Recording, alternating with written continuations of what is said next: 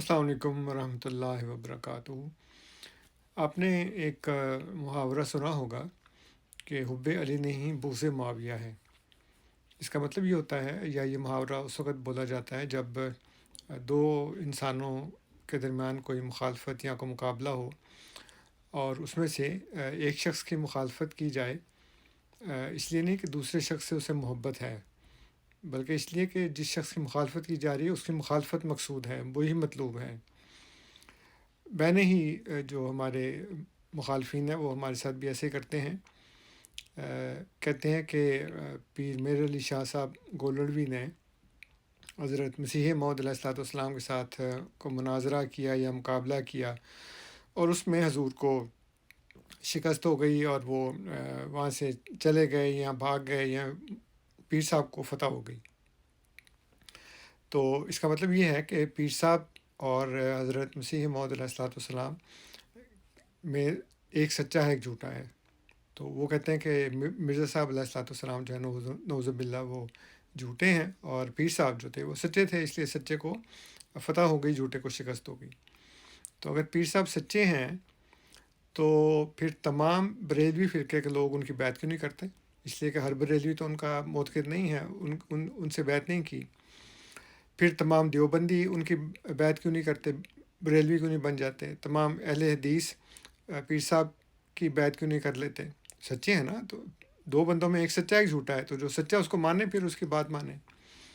اسی طرح ایک اور واقعہ ہے، وہ یہ ہے کہ مولوی ثناء اللہ امرتسری صاحب کے ساتھ وہ کہتے ہیں جی کہ مرزا صاحب کا مباہلہ ہوا، اور اس میں مرزا صاحب کو شکست ہو گئی، وہ مولوی صاحب سے پہلے فوت ہو گئے، مولوی صاحب بعد میں فوت ہو گئے، تو وہ فاتح کا دیان ٹھہرے اور وہ سچے ٹھہرے۔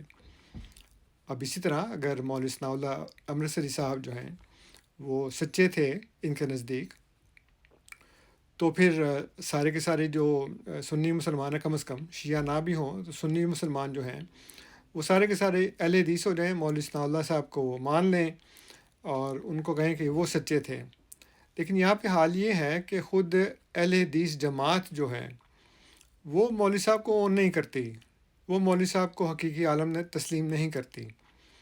تو پھر یہ کیا بات ہے کہ پیر میر علی شاہ صاحب جو ہیں وہ مرزا صاحب علیہ الصلوۃ والسلام کے مقابلے میں سچے ہوں، لیکن پھر بھی آپ ان کی بیعت نہیں کرتے، بریلوی نہیں ہوتے۔ ثناء اللہ امرتسری صاحب جو ہیں وہ حضرت مسیح موعود علیہ الصلوۃ والسلام کے مقابلے میں سچے ثابت ہوں، اور آپ ان کی فتح کے ڈھول بجائیں اور یہ کہیں کہ جی وہ بالکل سچے تھے، لیکن آپ لوگ جو ہیں وہ اہل حدیث نہیں ہوتے ہیں، بلکہ خود اہل حدیث ان کو نہیں مانتے۔ اس کا صاف مطلب یہ ہے کہ آپ کے نزدیک سچے کو ماننا نہیں ہے، بلکہ آپ نے صرف مخالفت کرنی ہے بغض احمدیت میں۔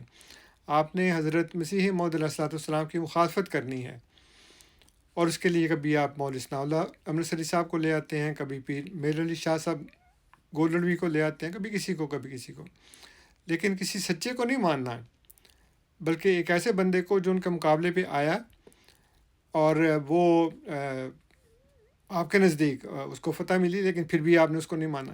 تو یہ بڑی عجیب و غریب سی بات ہے، اور اس کا مطلب یہی ہے کہ آپ جو ہیں وہ حب علی نہیں رکھتے، بلکہ بغض معاویہ رکھتے ہیں۔ یعنی آپ کو اسلام کے ساتھ کوئی تعلق نہیں ہے، قرآن کریم کے ساتھ کوئی تعلق نہیں ہے، بس آپ یہ چاہتے ہیں کہ مرزا صاحب کو شکست جو ہے وہ تسلیم کر لی جائے اور مان لیا جائے۔ تو ایسا ظاہر ہے کہ نہیں ہو سکتا۔